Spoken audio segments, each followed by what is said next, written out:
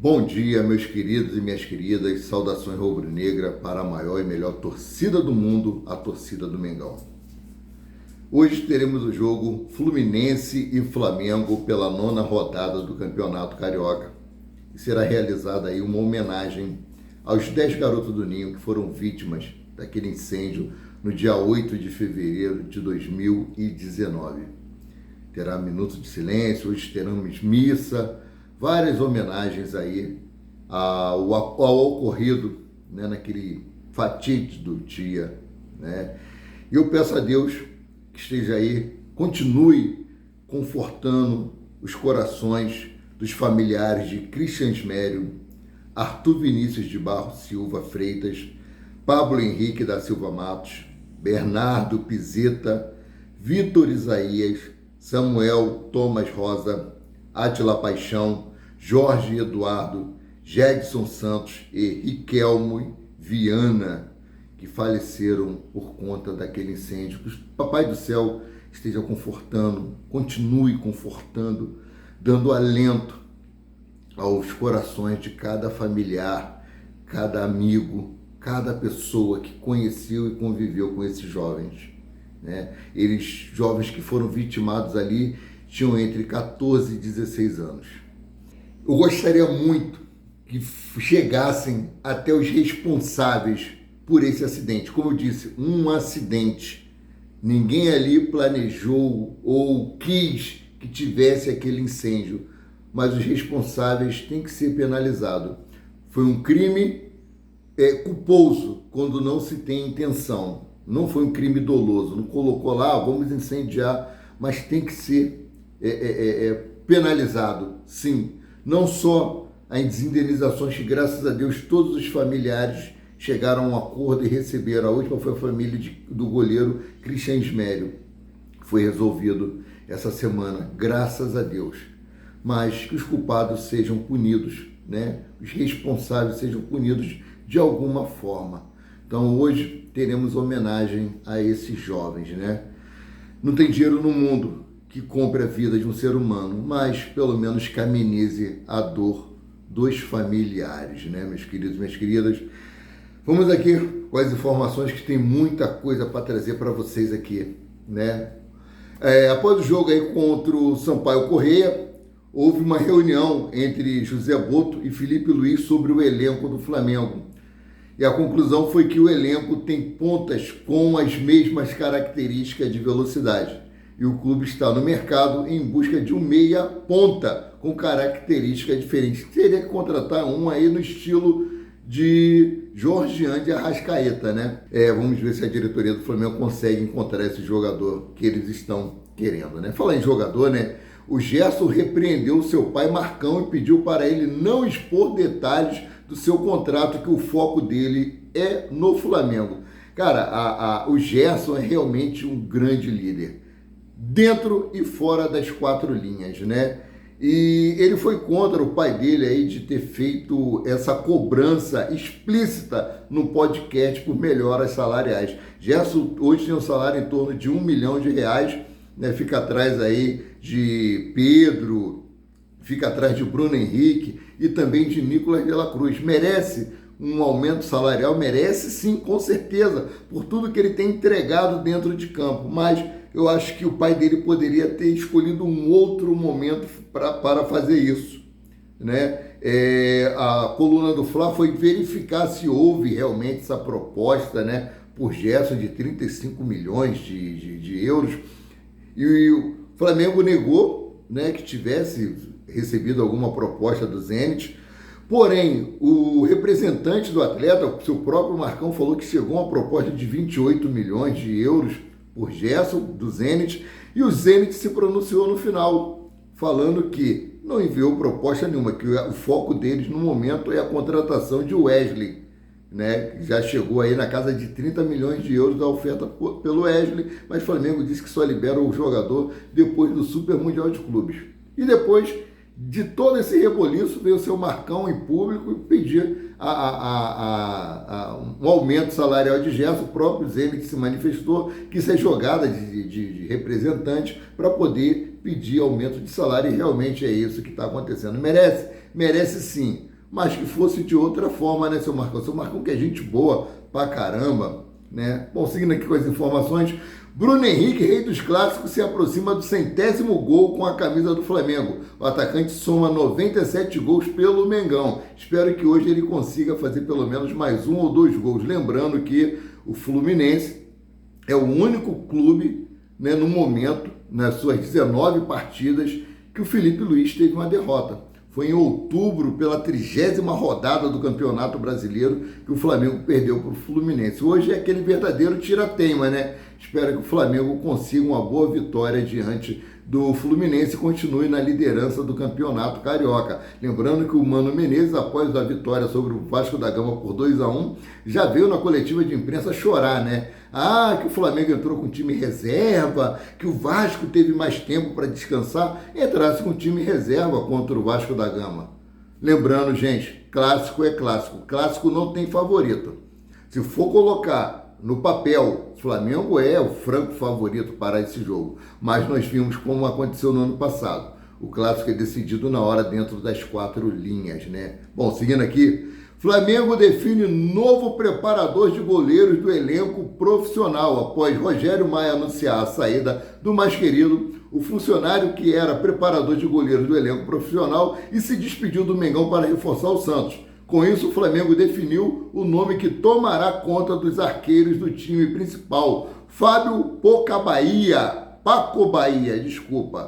Vale ressaltar que Fábio Paco Bahia treinava o elenco sub-20 do Flamengo e agora, com a saída de Rogério Maia, o mais querido promoveu o preparador para o time principal. Que você faça muito sucesso com os nossos goleiros aí. Falar em goleiros, gente, eu coloquei na nossa página aí, Mauri de Paula Santos, o grande absurdo que o Neto falou. Disse que o Flamengo vendeu, liberou, dispensou o goleiro Hugo Souza porque ele é negro, acusando o Flamengo de racismo. Não gostar do Flamengo, vai lá, eu concordo, eu aceito, é legal. Eu não gosto do Vasco, eu não gosto do Botafogo, mas usar um artifício desse que pode gerar processo, né? Falando que se o Hugo estivesse no Flamengo já teria ido para a seleção brasileira, e alegar que o Flamengo dispensou o goleiro Hugo Souza por ele ser negro. Tá de brincadeira, né, Neto? Tá de brincadeira. Pô, que absurdo esse. Que absurdo. Bom, vamos lá. Santos retoma a negociação por Thiago Maia do Internacional. O Flamengo observa e aguarda porque o Internacional deve o Flamengo ganhar uma quantia milionária. Os paulistas voltaram a sonhar com a contratação de Thiago Maia. Com dinheiro a receber pelo atleta, o Flamengo observa a negociação. O Santos trata Thiago Maia como prioridade e agora, com o fator Neymar, espera que o volante esforce para seguir e convencer o Internacional a fazer negócio. Em janeiro, os clubes estiveram próximos de fechar um acordo com o Alvinegro assumindo aí a dívida dos gaúchos com o Flamengo de 4 milhões de euros, cerca de 25 milhões e 200 mil reais na cotação atual. Ainda, a transferência teria mais 2 milhões e meio de euros, cerca de 15 milhões e 800 mil reais, o UOL que trouxe as informações sobre a retomada das negociações, né? Vamos ver se essa negociação vai sair e se o Flamengo finalmente vai receber o seu dinheiro. Lembrando que o Flamengo não pode nem cobrar o Internacional na justiça, porque o contrato regido aí pela diretoria do nosso querido Rodolfo Landim não dá esse direito do Flamengo de cobrar judicialmente essa negociação. Bom, indispensável, a diretoria do Flamengo deseja renovar com o volante Pulgar, graças ao técnico Felipe Luiz. Inclusive, já há uma reunião marcada com representantes do jogador. Segundo o treinador do Flamengo, o chileno não é só importante para o elenco, mas é considerado imprescindível para o time. Informações de Mônica Alves, do Coluna do Fla. Ou seja, provavelmente teremos aí uma renovação de contrato do Eric Pulgar, que é um dos menores salários do elenco profissional do Mengão, né? Agora vamos falar aqui, no clássico hoje, o Nicolás de la Cruz será preservado, porque está seguindo um cronograma aí de controle de carga. Não só ele, mas outros jogadores também acontecerá isso. Olha só, de la Cruz preservado do Fla-Flu e o debate aí sobre a decisão em deixar o meia-campista de fora do segundo jogo seguido foi intenso no pré-jogo aí em vários canais, ó. Pois bem, o chamado controle de carga tem sido minucioso no Flamengo. São feitos diversos exames nos jogadores buscando entender se os músculos estão desgastados, tentando evitar possíveis lesões. Tais exames são tão detalhados que conseguem apontar o quanto uma perna do atleta está mais desgastada do que a outra. Foi assim no caso de Luiz Araújo, que jogou amistoso contra o São Paulo no início do ano, mas no jogo seguinte foi poupado. A mesma coisa com Everton Cebolinha, que também chegou a ser preservado por conta da mesma situação. Tem zero possibilidade de Nicolás de la Cruz estar lesionado, com muitas teorias da conspiração. Ou seja, surgiram aí vários comentários, várias notícias de que Nicolás de la Cruz teria sido preservado porque ele teria se lesionado. Não, Nicolás de la Cruz não se lesionou, o meio-campista só está sendo poupado por jogos, por mais importante que ele seja, para preservar e prevenir lesões. Lembrando que no ano passado, o Nicolás de la Cruz foi um dos jogadores que mais visitaram o departamento médico do Flamengo. Por conta disso mesmo, o atleta mal se recuperava de uma lesão, aí estava jogando de novo, se lesionava de novo. Aconteceu também com o Jorginho de Arrascaeta, que estava com problema no menisco e estava jogando no sacrifício, né? Retardando a sua cirurgia. Hoje ele está 100%, graças a Deus. Então, é isso que está acontecendo. O Nicolás de la Cruz não está lesionado, mas ele não está 100% para poder atuar, podendo correr o risco de lesão, né? Bom, seguindo aqui com as informações.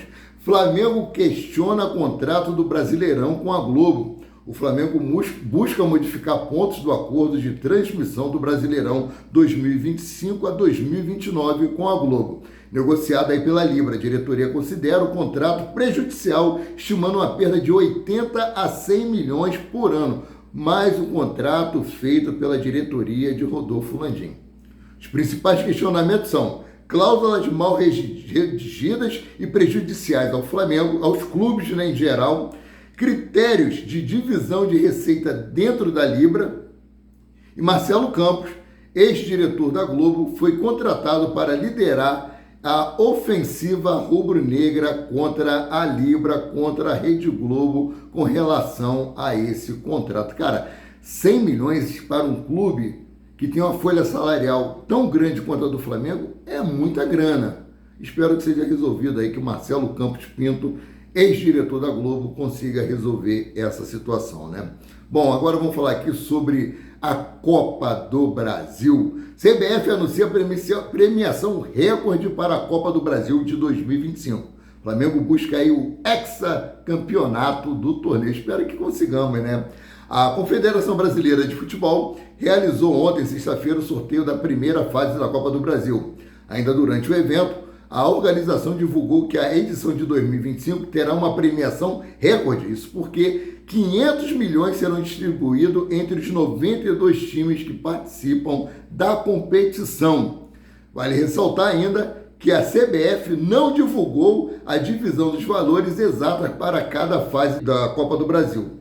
Porém, o presidente Edinaldo Rodrigues revelou que 110 milhões serão para o campeão e o vice. Ou seja, a expectativa é que o vencedor do torneio receba mais de 100 milhões de reais, considerando a premiação pelo título e por avançar nas fases anteriores. Ou seja, cada fase que o time avança, a CBF dá uma premiação. Chega lá, no final do torneio, tem aquele montante, junta tudo, vai dar aí na casa dos 100 milhões de reais ou mais para o campeão do torneio, né? Agora vamos lá. Flamengo e Fluminense de 2025 será disputado na tarde de hoje no Maracanã, em duelo válido pela 9ª rodada do Campeonato Carioca. O clássico da fase classificatória do Estadual do Rio de Janeiro está marcado para acontecer às 16 horas e 30 minutos. Flamengo e Fluminense desse sábado terá transmissão da Globo na TV aberta, no Sport TV na TV fechada e no Premier no Pay-Per-View. Fluminense, mandante da partida, precisa da vitória para buscar uma vaga no G4. Restando apenas 3 rodadas para o fim da primeira fase, o tricolor aparece apenas na 8ª posição da tabela com 10 pontos. Lembrando que o Flamengo tem 13, Fluminense ganhando vai para 13 pontos também. Em 8 jogos, tem 10 pontos em 8 jogos. O Flamengo, por sua vez, é o vice-líder com 13 pontos e é um jogo a menos do líder isolado, que é o Volta Redonda, né? Volta Redonda tem um jogo a mais, o Flamengo tem um jogo a menos. O Flamengo ganhando hoje vai para 16 pontos e no critério de desempate, principalmente saldo de gols e número de vitórias, o Flamengo ultrapassa, né? Bom, a equipe de Mano Menezes encerrou um jejum de 3 partidas sem vencer com um triunfo no clássico contra o Vasco no última quarta-feira. Mano Menezes deve escalar o mesmo elenco que bateu o Cruz Maltino. Do outro lado, o técnico Felipe Luiz tem uma conta a acertar com o rival. Nas 20 partidas no comando do Flamengo, o jovem treinador só sofreu uma derrota, justamente diante do Fluminense em outubro do ano passado, naquele confronto válido pela 30ª rodada do Brasileirão. O tricolor saiu de campo com a vitória de 2-0. Hoje o Flamengo vai às forras. O time deve ter algumas mudanças em relação ao que venceu o Botafogo no último domingo, no final de semana da Supercopa Rei. Luiz Araújo, que vem se destacando quando entra ao longo da partida, deve receber uma chance como titular no lugar de Michael. Já a Ala disputa uma vaga no meio com Everton Araújo. Com certeza quem deve entrar aí é o Alan. Alan que as 2 últimas partidas foi muito bem, fez uma partida de almanaque. Eu acho que Felipe Luiz está conseguindo alcançar mais um objetivo, que ele disse que iria recuperar o jogador Alan, né? Bom, ficha técnica da partida Fluminense-Flamengo é a seguinte: local, Maracanã, aqui no Rio de Janeiro, no estádio jornalista Mário Filho. Data, sábado, dia 8 de fevereiro de 2025, mais conhecido como hoje. Horário 16 horas e 30 minutos, horário de Brasília. O árbitro da partida é Alex Gomes Stefano, assistente número 1, Rodrigo Figueiredo Henrique Correia, assistente número 2, Thiago Henrique Neto Correia Farinha, e o VAR fica por conta de Rodrigo Carvalhais de Miranda. Cara, me dá até urticária quando fala nesse Rodrigo Carvalhais no VAR, né? Provável escalação do Fluminense é a seguinte: Fábio, Guga, Thiago Santos, Thiago Silva e Fuentes, Martinelli, Hércules e John Marias, Riquelme, Canóbio e Germancano. Técnico Mano Menezes. Flamengo deve vir a campo com Rossi, Wesley, Léo Ortiz, Léo Pereira e Alexandro. Pulgar, Alan ou Everton Araújo. Gerson, Luiz Araújo, Bruno Henrique, Gonzalo Plata. E o técnico Felipe Luiz, o nosso Filipinho, né? Agora o histórico de jogos entre Flamengo e Fluminense. Aqui, ó, freguês. Flamengo domina o Fluminense em retrospecto do confronto de times que se enfrentam no Carioca hoje. Ao longo da história, Flamengo e Fluminense se enfrentaram 383 vezes. Nesse inteirinho, o Flamengo soma 140 vitórias, além de 123 empates e 120 derrotas. O Flamengo tem 20 vitórias a mais que o Fluminense. Então, que esse retrospecto positivo do Flamengo continue hoje, que a gente vai para 141 vitórias em cima dos tricolores, em cima dos flores. Bom, mudando aqui de assunto, Alcaraz é relacionado e pode fazer estreia pelo Everton. Técnico do time inglês elogia e diz o seguinte: ele é conhecido pela sua energia. Cara, o Flamengo vai se arrepender de ter liberado o Carlos Alcaraz tão prematuramente assim. Preste atenção no que o técnico do Everton falou. Vou trazer para vocês, ó. O mais querido emprestou o argentino Charlie Alcaraz para o clube de Liverpool e o meia, inclusive, está relacionado e pode estrear neste sábado, dia 8, ao meio-dia, horário de Brasília, contra o Benetton da Inglaterra pela Copa da Inglaterra. Antes do confronto, o técnico David Moyes elogiou o ex-rubro-negro. Olha só. Vamos para o que disse o técnico David Moyes. Aqui, ó. Abre aspas. Acho que está pronto para jogar. Acho que está em forma para o jogo. Acho que o mais importante é acostumá-lo ao grupo de jogadores, entrar e não colocá-lo sobre muita pressão. Ele tem experiência na Premier League, portanto, sabe a velocidade do jogo e o que se espera dele aqui não deve surpreendê-lo muito. Acho que é mais uma questão de adaptá-lo ao nosso grupo. Se você já ouviu jogar, a energia dele será algo pelo qual ele é conhecido, fecha aspas, disse o técnico do Everton, David Moyes. E ele continua aqui, ó, abre aspas, acho que a juventude dele no momento é importante. Ele é um jogador jovem. Acho que isso lhe dará a oportunidade de ver se ele pode chegar a esse nível de novo e lhe daremos a chance de fazer isso nas próximas semanas e nos jogos que temos agora. Estou muito satisfeito por tê-lo contratado, porque isso nos dá a chance de observá-lo e ver como ele se sai, fecha aspas, acrescentou David Moyes, né? Bom, gente, essas são as informações que eu tinha para trazer para vocês nessa manhã de sábado, né? Teremos aquelas homenagens aos jovens do Ninho, né? E eu peço não só, né, pela família dele, mas que o Papai do Céu esteja abençoando todos vocês que estão assistindo esse vídeo, em nome de Jesus. Sendo assim, eu fico por aqui, voltando a qualquer momento com mais notícias sobre o rubro-negro, mais querido e mais amado do Brasil e do mundo, o Clube de Regatas do Flamengo. Saudações.